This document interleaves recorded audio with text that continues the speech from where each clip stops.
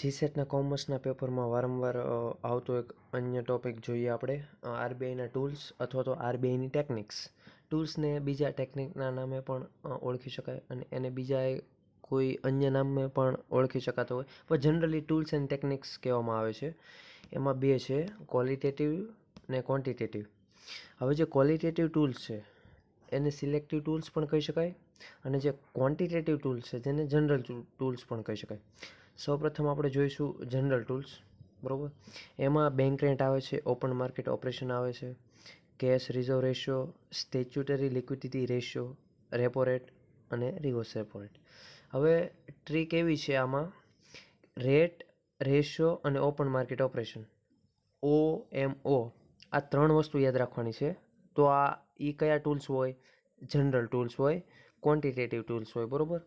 જેમાં rate, ratio અને open market operation નથી આવતું એને ક્વોલિટેટિવ ટૂલ્સ કહેવાય છે અથવા તો સિલેક્ટિવ ટૂલ્સ પણ કહી શકાય. એમાં આવે છે credit rationing, direct action, margin requirement, moral suasion, RBI guidelines, regulation of consumer credit, બરાબર. જેને ગુજરાતીમાં જોવું હોય તે આ પેજ ઉપર વિડીયો સ્ટોપ કરીને જોઈ શકે છે. હવે મેં તમને કીધું એમ કે ભાઈ જેમાં રેટ આવે અથવા તો રેશિયો આવે, રેટ આવે રેશિયો આવે, બરાબર, અને ઓપન માર્કેટ ઓપરેશન, એ ત્રણ વસ્તુ તમે યાદ રાખો ને એટલે તમને ક્વોન્ટિટેટિવ ટૂલ્સ અથવા તો જનરલ ટેકનિક જે છે, જનરલ ટૂલ્સ છે, એ તમને ઓટોમેટિક યાદ રહી જાય. તમે ખાલી આ યાદ રાખો, એટલે તમને ઓટોમેટિક ક્વોલિટેટિવ ટૂલ્સ યાદ રહી જશે, બરાબર. આમાંથી એક ક્વેશ્ચન આવે છે તો જરૂરથી ધ્યાન દેજો.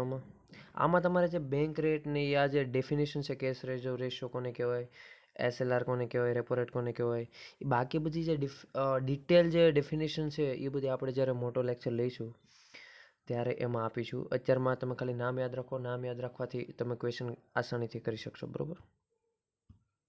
ગુજરાતીમાં જેને જોવું હોય અહીંયા છે.